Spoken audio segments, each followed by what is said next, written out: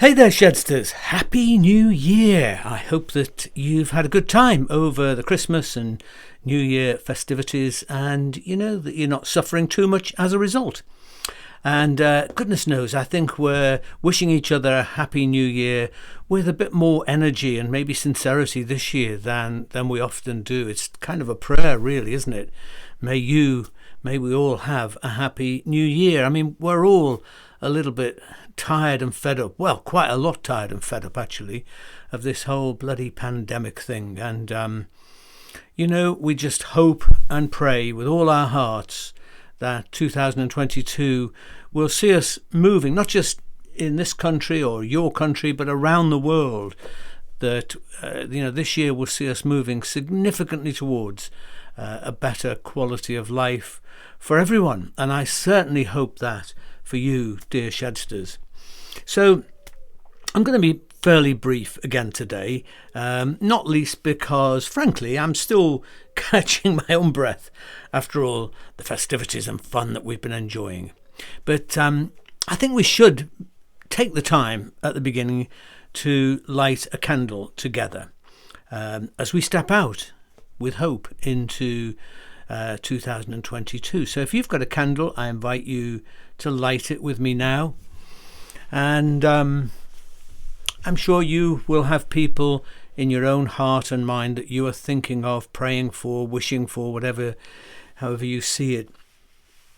I would like to mention again someone that we brought to the candle moment a few weeks back now, a young woman called Millie, who had cancer, and sadly she has now left us. She's passed on. She's died, and so we think about her as she goes off on her journey, but also, of course, her parents, Ollie and Ollie's wife, who must be going through a time of enormous sadness and darkness and sorrow and confusion and all the things that bereavement brings to us. So whoever it is that you're thinking about, join me now in a moment of quiet with our candles.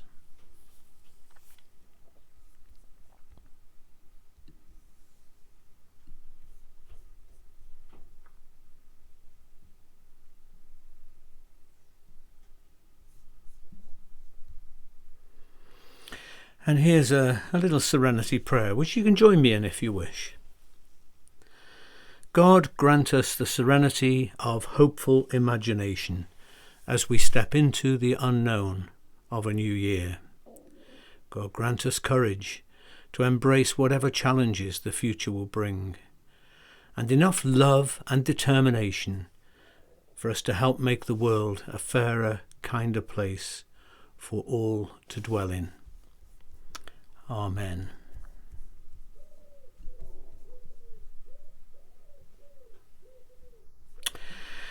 Okay, well, I want to begin this year in the Holy Shed with a quote from the poet Rilke. And he wrote these words. Here they are. He said, "Religion is something infinitely simple, ingenious.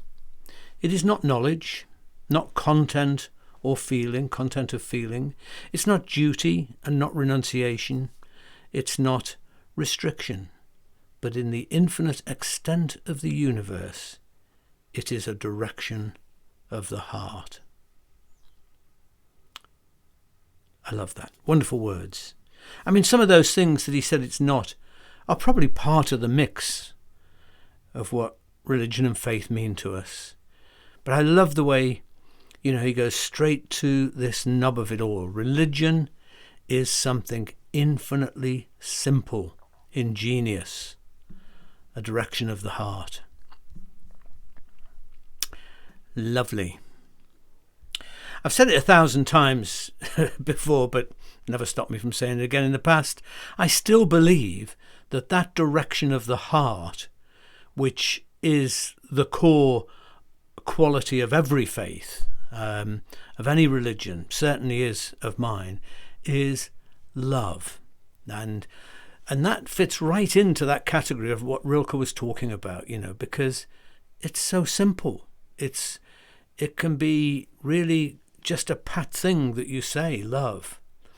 But it's the truth that love is actually the core of what all faith is really all about. It's simple, but it's also, as Rilke says, ingenious. Love is the essence of everything. Why? Because God is love. And so that is at the heart of everything. For the past couple of decades, whenever I've baptized an infant, wherever I've done that, I've blessed them with these words here. You can see the fun I get up to with little ones. But I've always, over a little one like this one, said these words: may your days be long on this rich earth. May you know health and peace and justice. May your life be filled with laughter and fun. May you be surrounded with good friends. May you know what it is to love and be loved. Now, that last line there, may you know what it is to love and be loved, is, I think, the very best thing that we can wish for a young child at that point in their life. More than all the wealth or goods or fame or fortune that this little person may one day attain. This is the greatest thing of all for any human being, the pinnacle of religion, the pinnacle of human existence in the world. What is it? It is just this, knowing what it is to love and be loved. If you've read, my book, The Bad Christian's Manifesto, you'll know there's a story of someone called Brenda, who grew up in a horribly religious background with a dreadful religious father, who seemed to know nothing at all of a God of love, but pretty much everything about a God of wrath and punishment and vengeance. And over a period of time of working with Brenda pastorally, I tried again and again to convince her intellectually that God loved her. And, you sometimes, I find sometimes when I'm trying to do that, my default position is to lean back on trying to convince someone of something intellectually. But the fact is, sometimes that's not really where the problem lies. It's important, it's part of the healing or the way forward, but actually it's something deeper down, and we could never get past, when we were talking about this, the wretched monster God that her father had basically instilled in her. And so she continually felt that God was angry and disapproving and harsh and judgmental, was really a mirror image of a bloody awful dad, actually. And so, almost desperate, I asked her one day if there was anyone in the world that she felt really loved her, just loved her for who she was. Well, it was like a light up moment, instantly the light went on. And she said, my grandma. And a great big grin sort of went across her face, which previous to that was sort of really quite furrowed, And so I said, what is it, Brenda, about your grandma that clearly makes you so happy? And so she proceeded to answer that question with just a little story, which if you've read it, you'll remember it, to tell me how she, as a small child at her grandma's house, one time knocked over a treasured vase, a family heirloom. And knowing how important that vase was, the little girl screamed as the vase crashed onto the ground and shattered into 1,000 pieces. But when her grandma heard the scream and rushed into the room, there was no anger at all. There was no recrimination. There was no going round bewailing this terrible occurrence of the vase broken. No, this lovely old lady just, cried out and said, "Oh, thank God," she said, "I thought that you were hurt." And she gathered Brenda into her arms. And, recalling that story with very leaky eyes, Brenda, she sort of announced, really, with a sense of self-worth that I hadn't seen in her before. And that, he said, and that was the day that I discovered that I was my grandma's family treasure. Flip me. Brenda, I said, looking her straight in the eye, I said, what if God is like your grandma, not your dad? How would it change things? How would it change things if you imagined God as that warm, motherly figure gathering you into her arms when you did something wrong, instead of this kind of harsh father figure standing over you, admonishing you? Well, it took a few moments for Brenda to sort of process that thought. It was like I could almost see the little wheels turning, as the idea percolated through. And then she said, Can I really picture my gran when I think about God? Why not? Why not? I said. And I can only tell you that changed everything in Brenda's life. Because, for many of us who've grown up with a sense of God, the sort of God that we've grown up with, the sort of God that we have in our minds and our imagination and our feelings, has a massive effect on who we are and how we can be in the world.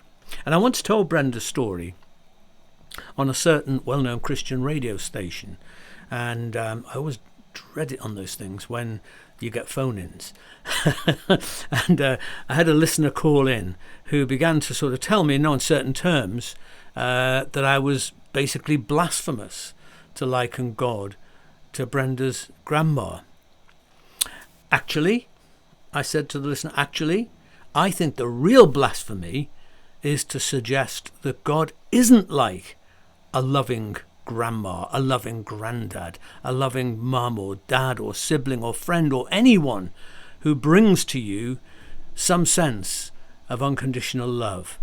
The Christian message is, as we've heard probably quite a bit over the past month or so, the Christian message is that the Word became flesh, that God actually always comes to us in flesh and blood. God is love, John says, and those who live in love live in God, and God lives in them. It's nothing to do with religion or no religion. Love, John says, love. Those who live in love live in God, whether the word God ever crosses their lips or passes through their mind or not. If they truly love and receive love, then God is all bound up with that, by whatever name or no name. I've had many excellent tutors in love over the years, people who've shown me how to love unconditionally and what it is to be loved unconditionally.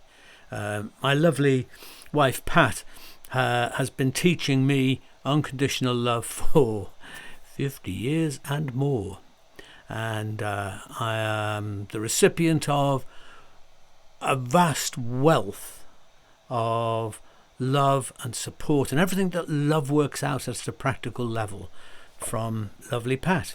My most foundational teacher, actually mentor in this area, was my own mum, who taught me, I often say, my mum taught me everything I really needed to know about God that matters, which is unconditional love. Because all the rest, window dressing, all the stuff that we hear preached about week in, week out, and we get stuffed until it's coming out of our ears, even the best of it, is basically window dressing compared to this one basic truth of God's unconditional love. And she taught me that I was the family treasure. I didn't knock over an heirloom vase, but I did knock over a few things in my life. And what I always knew was that I was the family treasure. And there have been and are many others who are my mentors in love. And I hope the Holy Shed actually has been like that for you. I hope the Holy Shed these last couple of years has been a place where you, dear Shedster, receive a sense, a taste of unconditional love towards you, because it's here, it's all around. It's all around here. If there's one thing I want the Holy Shed to be all about, it is love and grace, the grace of God. And I've always loved that bit at the start of the ministry of Jesus in the Gospels, when he was baptized. It's the reading in next Sunday, I think. Is it next Sunday? Yeah, I think it may be, in the lectionary. And you remember when he was baptized by John, it says a voice came from heaven saying, "You are my son, the beloved. With you I am well pleased."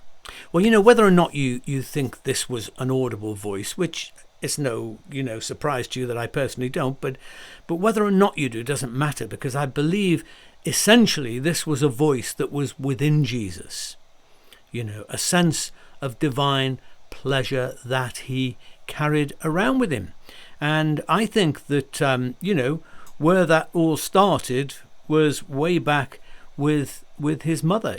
I think we all have inner voices, recordings that constantly replay in certain circumstances. And some of them are affirming voices like this one, others less affirming, maybe even undermining. Some time back, a well-known radio presenter told me that their inner voice was the voice of their father, disapproving of who they'd become. My father believed I should be a doctor, this person said, or a college professor, not something as vulgar as a radio presenter. And, I believe, as I say, that long before Jesus heard that voice at the baptism, it was a voice that he knew, first played in his subconscious by his loving mother. "You're my son. I love you. I'm overwhelmingly pleased with you." I think he grew up with this in his conscious and subconscious mind. Maya Angelou, wonderful, wonderful Maya Angelou. She speaks in somewhere in her writings about her early alienation from her mother. In fact, she writes quite a lot about it. And she was brought up essentially by her grandmother, a wonderful woman who taught her love. But when she was 20, Maya, decided to take a trip to San Francisco to visit her actual mother. And it was a particularly important yet vulnerable moment for her in her life, because she was struggling to make her way in life and kind of groping her way forward towards becoming a writer. She had a good time with her mother, and when it was time to leave, her mum walked her down the hill, to a lot of hills in San Francisco, to catch the bus home. And as they parted, her mum said to Maya, "I think you are the greatest woman I've ever met." Well, as we know, Maya Angelou became one of the most celebrated writers of her generation, and her mother no doubt contributed to that success, because her mum did become very much a part of her life. Maya Angelou says that her mum was a lousy parent to a child, but became a wonderful parent to an adult. And but I'm sure that it was that essential belief that she had in her daughter that helped Maya to become who she was. And years later, Maya Angelou could still recall that moment vividly. She said, "Waiting for that bus, I sat there thinking, just suppose she's right. Suppose I really am somebody." It was one of those moments, she said, when the sky rolled back. At times like that, it's almost as if the whole earth holds its breath, she said. So hey, dear friends, for you Shedsters who I've come to see and consider as friends, even though most of us haven't actually met in the flesh. But here we are. It's the start of another year, and before long it will be 2 years since we started gathering in this lovely wooden structure. A New Year's just a date, isn't it? It's just a date on a calendar. There's no really great significance in it as such, but somehow there is. psychologically it matters to many of us. And what I want to do at this point in time is I want to dare you. I want to dare you as you set off into 2022 to believe that your life has significance, that you are loved unconditionally. I dare you to believe that you too are beloved of God, the family treasure, as it were. I dare you to believe that, and consequently to treat yourself the way that you at your very, very best would wish to treat someone that you really love. I dare you to be kind to yourself. I'd like you just to take a moment with a poem that I've got for you by a wonderful woman called Edwina Gatley, and it's called Let Your God Love You.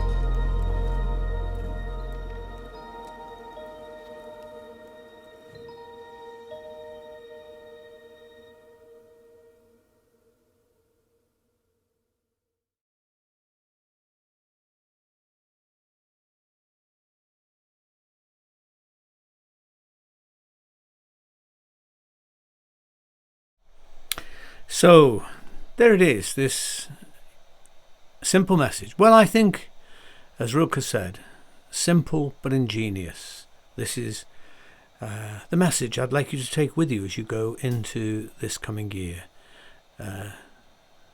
that you are God's beloved, that God is pleased with you, not because you've done all kinds of wonderful things and you never make any mistakes or you never screw up. That's all understood and known. But you are loved just because you are. So we're not going to do a big sort of toast thing. Well, we're going to toast. just a wee one, really. A toast to you. So I'm still having a drop of this. You may have given such things up for January. I don't know. But whatever drink you've got, I invite you to lift it with me right now.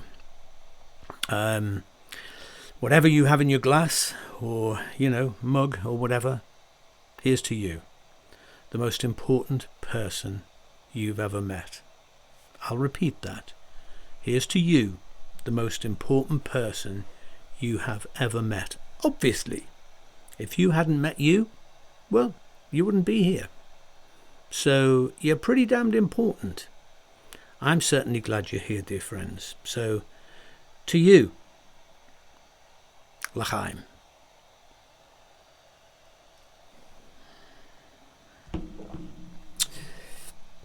Oh gosh, take my breath away. And that's it for now. Go into this new year with hope in your heart. Even more importantly, go with kindness and love in your heart. For those around you, for Mother Earth, even for the completely daft people that you encounter, that we all encounter in this world.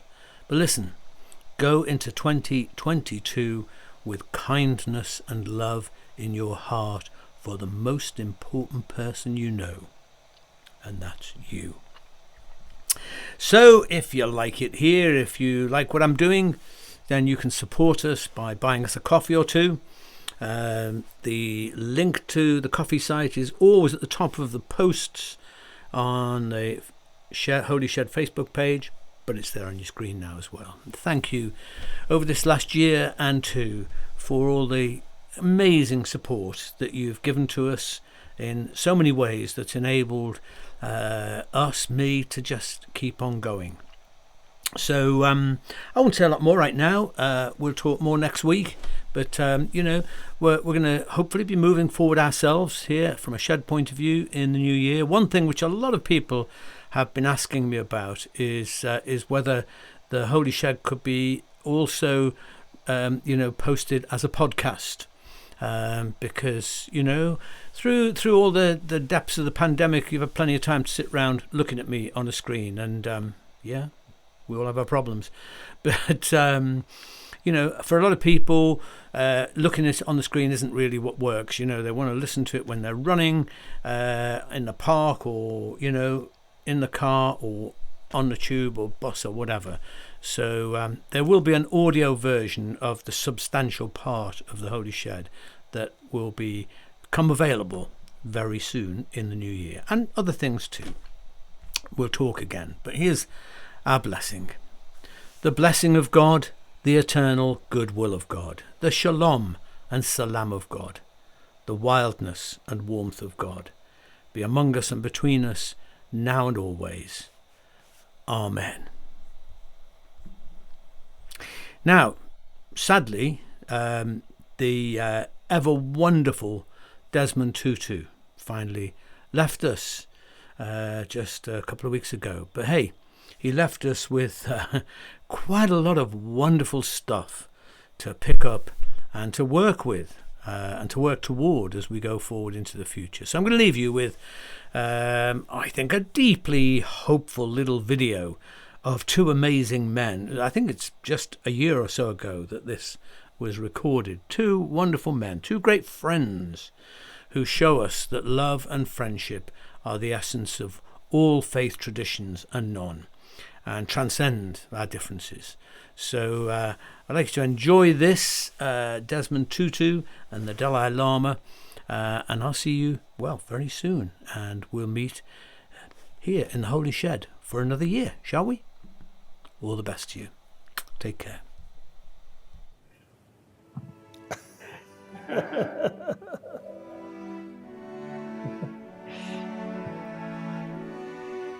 Indeed, I'm very, very happy and great honor to talk one of my old friend and spiritual friend. So I really happy having this opportunity. Although physically we say distance, but mentally we always together. I always consider you as an elder spiritual brother. So naturally now getting older, but your spirit remain generation to generation. I myself, you see, till my death, I carry your spirit. And then one occasion, our meeting at Dharamsala, you mentioned as a believer of God. So you, after death, ready to go heaven. I am, according Christianity, I am not believer.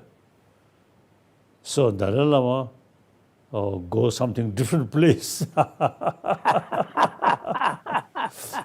am very glad, obviously, to be in touch with my dear friend, His Holiness, and to see him looking so well. Yes, he looks like he's on top of the world. We have been very much looking forward to this session with His Holiness. Are we good? Okay, great. His Holiness, Listen, act like a holy man.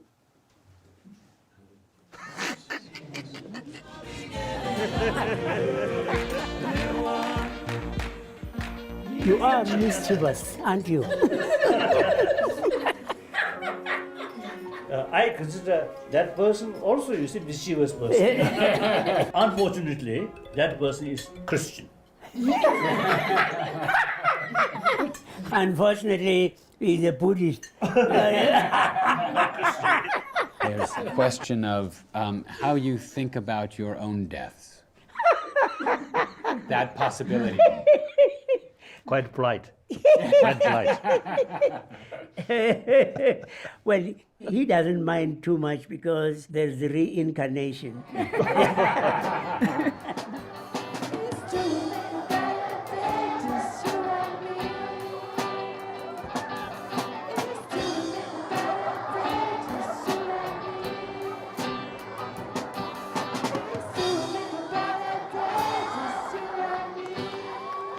And I'm wondering, what is it about your friendship with each other that allows you to have this kind of extraordinary joy? He's always troubling me. I admire him enormously. Oh, he's going to get proud.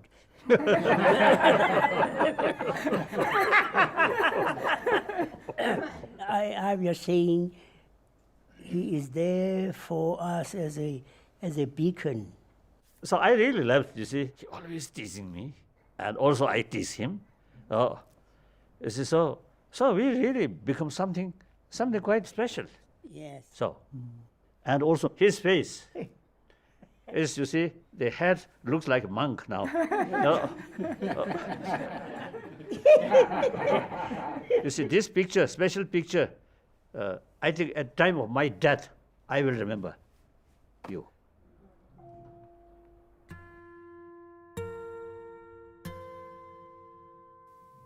I want to commend the makers of the film that you have given the world a wonderful gift.